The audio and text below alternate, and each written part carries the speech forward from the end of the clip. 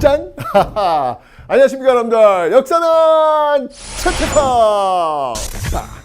자, 여러분들 큰 소리로 외치고 있는 것이죠. 네, 자, 한강 심화. 심화. 어깨 좀 힘 좀 들어가요 여러분들. 네, 오늘 두 번째 시간을 시작해 볼 텐데요. 이 오프닝 멘트로 저는 이걸 한번 선택해 봤습니다. 여러분들, 이순신 장군께서 임진왜란 때 정말 그 백의종군 그 이후에 명량에 나가기 위해서 그 12척의 배를 인수하잖아요. 그래서 7천년에 도망쳤던 어떤 그 12척의 배. 이제 그걸로 이제 준비를 하고 있었는데 임금선조가 야, 무슨 그런 12척 뭐 이 정도의 배로 무슨 수군을 유지할 수 있겠냐. 이게 없애라 없애. 그냥 다 그냥 육지로 합류해. 라고 이야기를 합니다. 그때 이제 이순신 스트레스 많이 받으셨을 것 같아요. 그죠? 참. 어쨌든 그때 이순신이 자신의 그 군주 선조에게 썼던 장계가 있어요. 편지죠, 편지.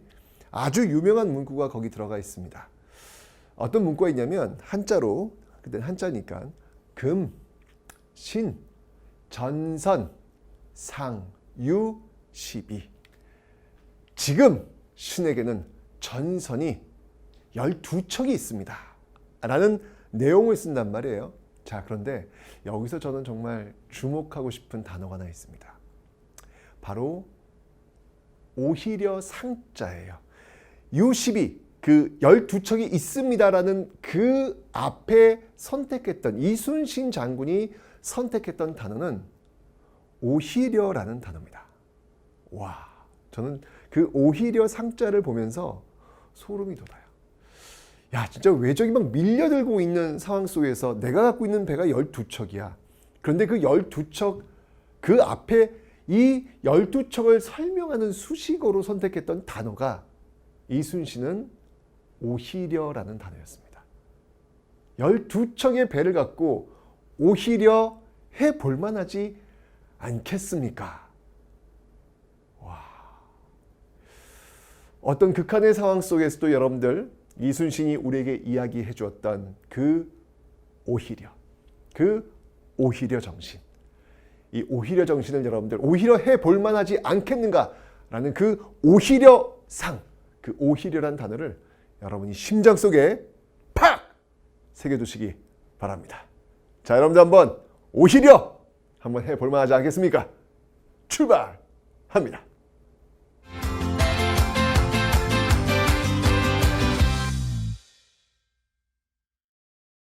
자, 먼저 여러분들 이제 구석기부터 한번 출발해 보도록 하겠습니다. 오늘 배울 시간은요, 무려 70만 년의 역사. 네. 엄청나게 긴 역사를 그냥 한순간에 그냥 단숨에 그냥 배워버리도록 하겠습니다. 자, 먼저 여러분들 이 시대를 좀 구분을 한번 해볼게요. 어떤 사회이고 어떤 도구를 가지고 썼는지 사회와 도구로 나누어서 한번 살펴보도록 하겠습니다. 자, 먼저 이 구석기 시대에는요, 어떤 사회냐면요, 바로 무리 지어 다니는 무리사회였다. 이렇게 설명할 수 있겠죠. 반면 신석기 시대는요, 그 무리들이 조금 더 커져요. 무리와 연결되고 혈연으로 연결이 돼요. 이러면서 이 시대는요, 우리는 씨족사회다라고 이야기합니다. 이 씨족이요, 또 씨족과 씨족끼리 연결되면 조금 더 규모가 커지면 부족사회다라고 이야기를 해요. 네, 이렇게 부족사회다라고 이야기를 합니다. 자, 그래서 우리 인류의 역사를 보면 작은 정말 몇 명이서 무리지어 다니는 그런 모습들에서 조금씩 그 규모가 커지는, 사람과 사람 사이 그 만남의 관계가 조금 더 커지는 그런 모습들을 여러분들은 보실 수 있어요. 그게 바로 사람이 살아왔던 시간, 그게 바로 역사입니다. 다시 한번 얘기해주면 여러분들, 몇 명이서 출발했던 그 사람들이 지금 이렇게 엄청난 거대한 조직으로 연결되어 있다는 것. 사람의 역사는 이렇게 누군가에게 의지하면서 누군가와 연결하면서 만들어간 역사. 즉, 사람이 함께 살아내야만 했던 시간. 이게 바로 역사라는 거예요. 사람이 함께 살아내야만 했던 시간. 굉장히 뭉클하게 다가오는 느낌이 있습니다. 네. 자, 어쨌거나 이제 그 작은 몇 명이서 정말 미약할 정도로 힘이 없고 약했던 자연에서 정말 갑과 을이라면 을에 속할 수도 있었던 그런 단계의 그 무리지어 다녔던 그 사람들의 모습들 한번 살펴보도록 하겠습니다. 자, 먼저 여러분들 이걸 어떻게 구분할 거냐면요. 식의 주로 한번 나눠볼게요. 먹는 게 제일 중요하잖아요. 그래서 식. 자, 식을 한번 이렇게 잘라서 한번 살펴보도록 하겠습니다. 자, 먹는 거, 이 당시는 여러분들 뭐 제일 중요한 거, 네, 과일 이렇게 따먹는 거, 채집, 그죠? 그 다음에 사냥 나가는 거, 수렵. 네, 여러분 사냥 어려운 거예요. 목숨 내놓고 하는 거예요. 네, 사람한테 이렇게 잡혀줄 무기도 열악한 상황 속에서 잡혀줄 짐승들 거의 없다고 보시면 됩니다. 내가 죽을 수도 있는 어떤 그런 위험한 상황. 하지만 생존하기 위해서 혼자는 안 되니까. 그래서 무리지어 다니는 그런 모습들 있습니다. 식, 요 정도 보고요. 그 다음에 이제 을을 한번 볼게요. 옷 입는 거. 식의주. 근데 사실 뭐 옷이 큰 의미는 없어요. 이 당시에는 그냥 사냥 끝나고 나서, 수령 끝나고 나서 그냥 여러분들 그냥 걸치는 것이죠. 예, 바로 가죽 옷을 입고 있는 그런 모습들. 네. 이 수렵이 끝나고 나서 거기서 나오는 그런 가죽들을 가지고 입는 모습들. 그런 거 보면 여러분들 이 구석기인들은 벌써 명품족들이야. 막 이런 털 같은 거 막 요즘은 이게 어마어마 비싸잖아요, 여러분들. 그죠? 막 그 털 같은 거 막 두르고 있는 어떤 그런 모습들. 와우. 근데 이제 동물들도 사랑해 줘야죠, 여러분들. 네. 구석기인들은 그런 게 없었던 것 같아요. 네. 생존하기 위해서 그랬겠죠. 좋습니다. 자, 그다음에 여러분들 주거 환경을 한번 살펴보도록 하죠. 자, 어디에서 이 사람들은 살았을까요? 예, 주거 환경을 한번 보도록 하겠습니다. 자, 이 사람들이 살았던 곳을 알기 위해서는 이 사람들이 어떤 삶을 살았는지를 아실 필요가 있죠. 이 사람들은 여러분들 채집과 수렵이야 자연이 주는 대로 거기에 순응하면서 살 수밖에 없어요. 자연이 안 줘. 그럼 다른 자연을 찾아가야 되는 거예요. 그래서 이 사람들은요, 이동 생활을 주로 하고 있더라라는 겁니다. 그러다 보니까 여러분들 정착하지 않고 이동하다 보니까 집이 딱 만들거나 그럴 필요는 없다는 이야기죠. 그죠? 정확히 뭐. 그래서 이 사람들은요, 그죠? 가다 보면 좋은 동굴이 있네. 동굴. 그리고 뭐 그냥 나뭇가지나 뭐 이파리 같은 거 이렇게 대충 이렇게 막 이렇게 만들어 가지고 그냥 대충 만든 집, 막집, 네, 이런 그냥 막을 형성한 거예요. 대충 막을 쳐가지고 만든 그런 막집들, 이런 것들을 주로 만들면서 생활했다라는 것이죠. 자, 이런 어떤 그 환경들이 있는 유적지들이 있어요. 그 유적지들이 어디 있냐면 구석기 시대를 상징적으로 보여주는 유적지. 우리나라 너무 유명하죠. 경기도 연천군 전곡리. 바로 연천군 전곡리. 경기도 연천군 전곡리가 있고, 그 다음이 공주석장리.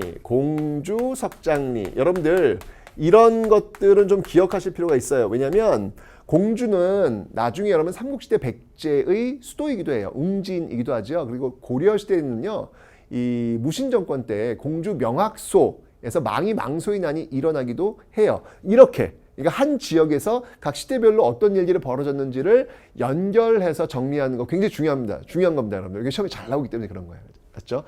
공주, 그 공주. 또 여러분들 동학농민 운 때 우금치 전투, 공주잖아요. 그죠? 이 공주의 이런 구석기 유적지가 있구나라는 것을 하나 기억해 놓으시면 되겠죠.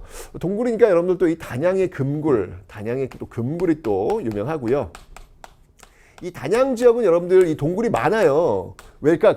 그 지역이 석회암지대잖아요. 그러니까 동굴이 굉장히 많이 있습니다. 당연히 그런 지역에 사람들이 들어가서 살 수 있는 그런 환경이 되었겠죠. 그 다음에 청원 지역에 두루봉동굴, 뭐 이런 곳, 이러한 곳들이 구석기 유적지로 굉장히 유명하다라는 거. 근데 요즘 좀 논란의 소지가 좀 있긴 있는데 김흥수라는 분이 발견한 구석기 그 아이의 뼈가 있어요. 흥수 아이라고 하는데 바로 이 청원 두루봉 동굴 이 근처에서 발견이 되었던 것. 근데 뭐 약간의 논란이 요즘에 있어가지고 이게 구석기 맞냐 안 맞냐 뭐 그런 이야기들은 있습니다. 예전에 처음에 나왔었는데 그런 논란이 있은 이후로는 살짝 시험이 좀 사라진 그런 경향이 있는데 뭐 일단 제가 정리 좀 해드렸습니다. 자, 그래서 식의주 이런 이동생활했던 구석기인들을 살펴봤고요. 그러면 이런 식의주를 하는데 필요했던 도구가 있을 거 아니야. 그 도구에는 무엇이 있는지 지금부터 한번 살펴보도록 하겠습니다. 자, 과연 과연 구석기인들이 사용했던 도구는 무엇이 있을까요? 이 시대를 살아내려면 또 필요한 도구들이 있을 거 아니에요. 대표적인 게 바로 이 뗀석기라는 겁니다. 그러니까 돌과 돌 딱 부딪히면은 여기서 떨어져 나올 거 아니에요. 그 떨어져 나오면 오 날카로워. 뭐 이런 게 있잖아요, 여러분들. 연기가 뭐 네, 발연기입니다. 어쨌건 그런 뗀석기를 활용했다라는 것. 이 뗀석기 중에서 대표적인 게 있다면 여러분들 주먹도끼가 있습니다. 주먹도끼. 이 주먹도끼 바로 이 경기도 연천군 전곡리. 여기와 이제 연결되는 아주 유명한 일화가 있어요. 이 주먹도끼가 이제 여기서 이제 딱 처음으로 이제 발견이 돼요. 여러분들 옛날까지만 해도요. 이쪽 이 아시아 쪽에서는 주먹도끼 이거 굉장히 선진적 도구거든요. 이게 발견되지 않는다. 이거는 유럽하고 아프리카 쪽에서만 발견됐다. 이렇게 이야기했단 말이에요. 그건 뭐냐면 바로 자기들이 좀 더 잘났다는 거지. 유럽 문명이 이 아시아 문명이 잘났다. 오늘 좀 더 앞서갔다. 뭐 이런 것들을 이제 설명하기 위한 그런 방법이었는데 이게 웬일? 바로 우리나라 경기도 연천군 전곡리에서 주먹도끼가 발견돼요. 그것도 그냥 널렸어. 한탄강면에 널려 있는 거예요. 그렉 보웬이라는 사람이 우리나라 이제 주한 미군이었거든요. 파견되었다. 고고학이 전공이었는데 딱 이제 애인하고 이제 그 연애하다가 연애에 집중하지 말이야. 왜 또 이렇게 바닥을 봤는지 바닥을 보니까 뭔가 이게 좀 인공적으로 사람의 어떤 그 손길이 간 돌들이 발견된 거예요. 딱 봤더니 주먹도끼. 뭐야? 여기는 없어야 되는데 이게 왜 있지? 보고 했더니 난리가 난 거예요. 이러면서 고고학 지도를 다시 쓰게 만들었던 역사적 사건. 이게 바로 경기도 연천군 전곡리에 있는 주먹도끼. 엄청났죠. 그 그렉 보웬은 그렇죠. 자신이 여기 와가지고 두 가지를 얻었다. 아시아에 바로 이 선진적 주먹도끼가 있다는 거 하나 발견한 것 나.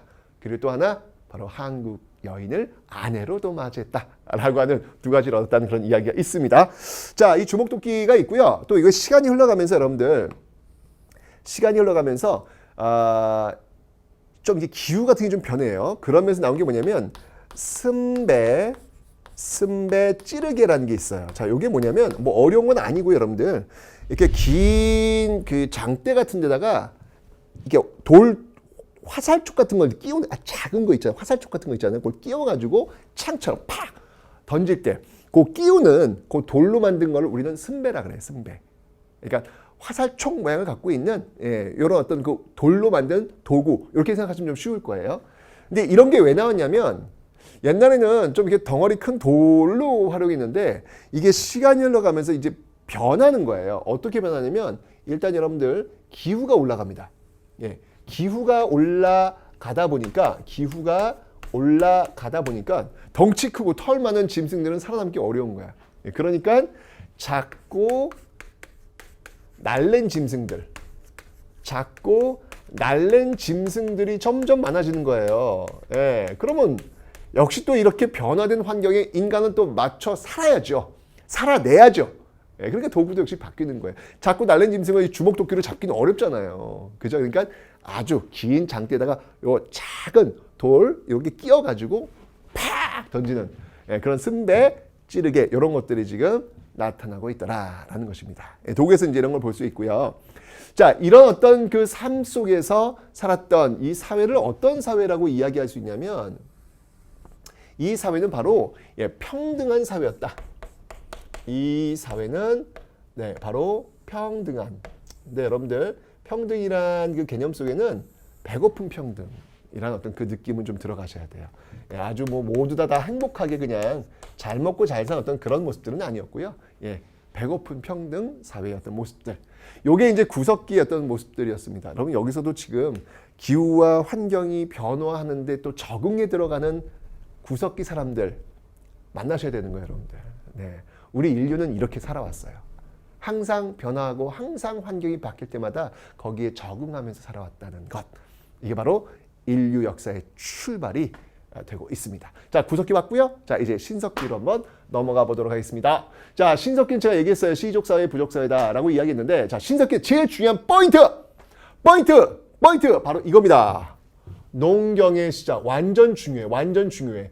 자, 이 시기를 나눌 수 있어요. 그 이전과 그 이후로 나눈다. 바로 신석기 농경의 시작으로 나눌 수가 있습니다. 왜? 그 이전까지는 여러분 채집 수렵이었잖아요. 즉 자연이 주는 대로 순응하면서 수동적으로 살 수 있는 어떤 그런 인간의 모습이었다면 바로 이 신석기 시대부터 뭐예요, 여러분들? 인간이 직접 자연을 통해서 식량을 확보해내는 능동적 인간으로 전환할 수 있었다라고 하는 거. 자, 그래서 여러분들 이 식당에 보면요. 빰빰빰빰빰빰 물론 채집과 수렵합니다. 예, 채집과 수렵 물론 합니다. 자, 하지만 여기에 농사까지 짓고 있더라라고 하는 사실.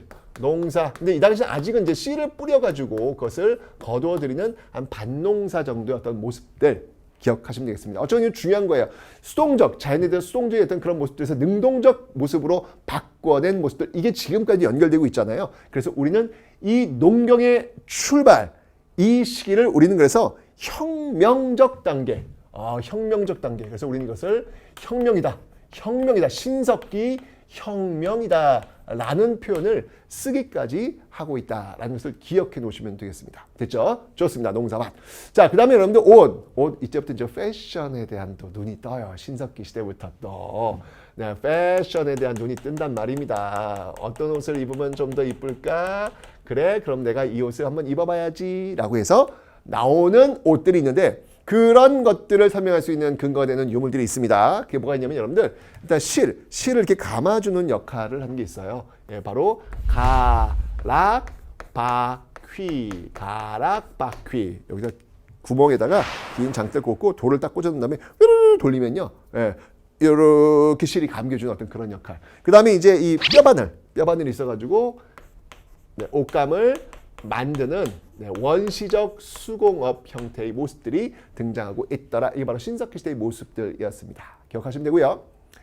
자, 주거 환경에서 여러분들 좀 중요한 게 있어요. 뭐냐면 농사를 짓잖아. 농사를 짓게 되니까 이 농사를 잘 지으려면 농작물을 잘 돌봐야 될 거 아니에요. 그러니까 어떻게 해야 돼? 계속 지켜보고 있어야 돼. 이동하면 안 돼. 지켜보고 있어야 돼. 그죠? 구석기 시대는 여러분들 이동생활을 했지만 이제부터 농사를 짓기 시작하면서부터 달라지는 거예요. 어떻게 달라질까? 빰빰빰빰빰 바로 정착생활 시작합니다. 이제부터는 정착이에요. 자, 이 정착생활 하면서부터 이제 집이 필요하네. 자, 어떤 집이 필요할까? 움집이라는 것이 필요하게 됩니다. 움집이라는 게 필요한데, 자, 이 움집 어떻게 만드는지 한번 살펴보도록 할게요. 자, 우선 갑니다.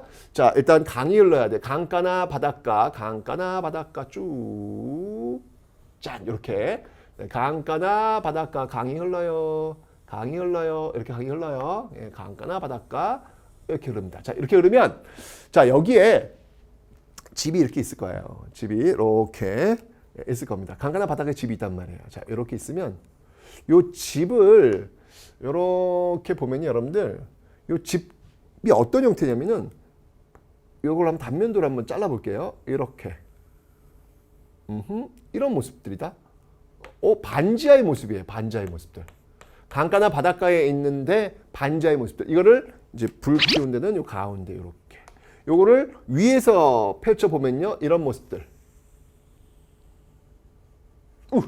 네, 바로 가운데 점 빵 찍고 있는 모습. 요런 모습들이 지금 움집의 형태, 신석기 시대 움집의 형태다라는 겁니다. 이런 모습들. 그런데 또 재밌는 게 있어요. 강가나 바닷가잖아. 특히 이제 바닷가 쪽에 보면 요 옆쪽에 또 재밌는 공간들이 만들어집니다. 이 공간들이 뭐냐면 여러분들 바닷가에 가면 여러분들 강가나 바닷가에 사람들 사는 이유는 간단해요. 왜냐면 거기 가면 먹을 게 있으니까. 그죠? 물고기 있잖아요. 잡아보면 되잖아요. 또 조개도 있단 말이에요. 바닷가에 조개가 있는데 여러분들 이 조개를 맛있게 먹었어. 불에 구워가지고 맛있게 먹었어.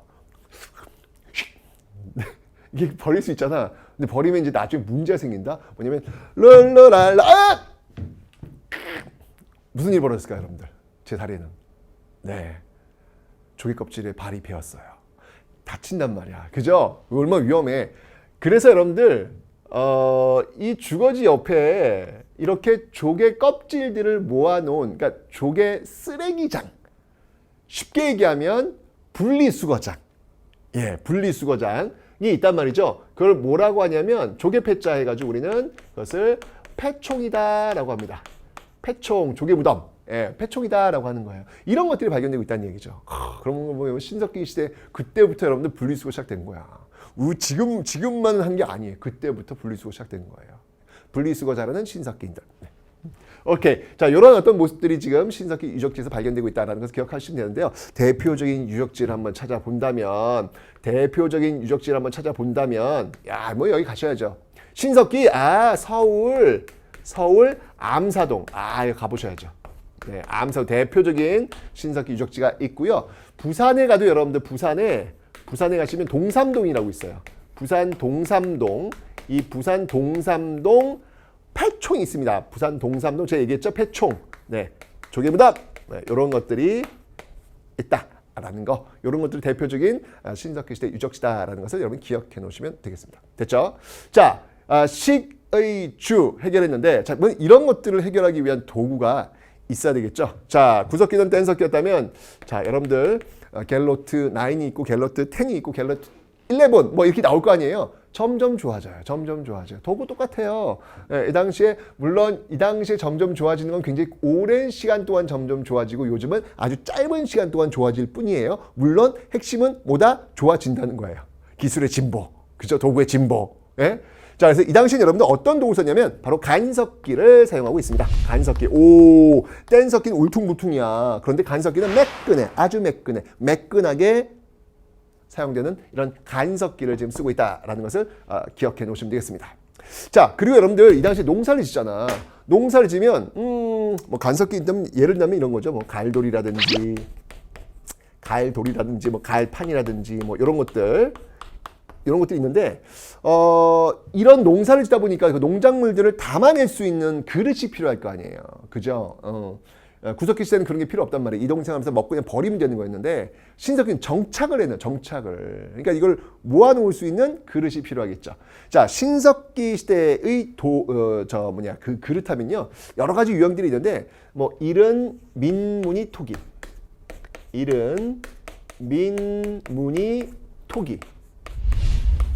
도 있고요. 근데 이른 민무늬 토기 같은 경우에는 뭐 이게 사실 민무늬 토기는 청동기를 대표하는 토기예요. 이제 그거 구분하기 위해서 이른. 그렇겠죠. 아무래도 맨 처음에는 일단 그냥 만들었을 거 아니에요. 거기에 무늬를 넣을 수 있는 그런 여유는 없을 거 아니에요. 그죠? 그래서 이런 민무늬 톡이 있다가 이제 여기다가 점점 디자인이 들어가는 거야. 디자인. 그게 바로 빗살 축축축축축축 들어가고 있는 빗살이 들어간 토기. 이 신석기인들의 어떤 미적 감각. 옷도 이제 해 입고 토기도 이렇게 빗살을 쭉쭉쭉 집어넣는 어떤 그런 모습. 패션과 이런 어떤 그 디자인을 알고 있는 어떤 그런 모습들이 지금 신석기인들부터 지금 등장하고 있네요. 어쨌건 여러분들 중요합니다. 빗살무늬 토기 너무 중요하니까 꼭 반드시 여러분들이 기억을 좀 해 놓으셔야 되겠습니다. 신석기 시대를 대표하고 있는 토기가 바로 이 빗살무늬 토기다라는 거 봐두시면 되고요. 자, 그 다음에 여러분들 이런 어떤 모습들하고 이제 신석기 사회를 한번 정의해봐라 라고 한다면 역시 마찬가지예요. 신석기도 평등사회, 이 평등사회의 모습으로 가고는 있습니다. 그런데 이 사회의 사람들한테 의식들에도 굉장히 큰 변화를 줘요. 왜냐면 이것도 역시 마찬가지로 농사를 짓기 시작하면서 하여튼 이 농사가 모든 것의 변화의 출발점이에요. 그쵸? 이 농사를 짓게 되면 사람들이 정착을 했고, 농사를 짓게 되면서 사람들이 토기를 썼고, 농사를 짓게 되면서 사람들이 자연을 바라보면서 뭔가 원하게 되는 거야. 태양이시여 적당히 햇빛을 좀 주시옵소서. 비님이시여 비 적당히 좀, 구름님이시여 적당히, 뭐 이렇게. 그죠? 이러면서 사람들이 어떤 생각들이 농사를 짓게 되면서 정착생활 하면서 뭔가 어떤 자연물을 응시하고요. 이 자연의 정령이 있다라고 믿는 거야. 이걸 뭐라고 하냐면요. 바로 애니미즘이라고 합니다. 이런 것들을 바로 애니미즘이라고 그래요. 애니미즘 중에 대표적인 게 있다면 역시 태양 숭배. 이런 것들이 대표적인 애니미즘이 되고요. 그 다음에 동식물에도 이런 정령이 있다라고 믿는 게 토테미즘. 네. 그리고 무당, 하늘과의 매개로서의 무당, 바로 샤머니즘. 이런 것들이 이때부터 이제 만들어지는 거. 뭔가 원하는 거야. 뭔가 원하게 되면서 어떤 이런 생각들, 변화를 가져오게 되더라라는 것이죠. 정말 그 긴 역사지만 어쨌건 그 환경, 척박한 환경 속에서도 살아내기 위한 함께 살아내기 위한, 여기 함께다 방점을 찍어야 돼요, 여러분들. 우리 인류 역사는 이렇게 함께야, 함께. 예, 함께 살아내야만 했던 이 시간들의 모습들을 지금 여러분들은 보고 계신 겁니다. 구석기와 신석기였습니다.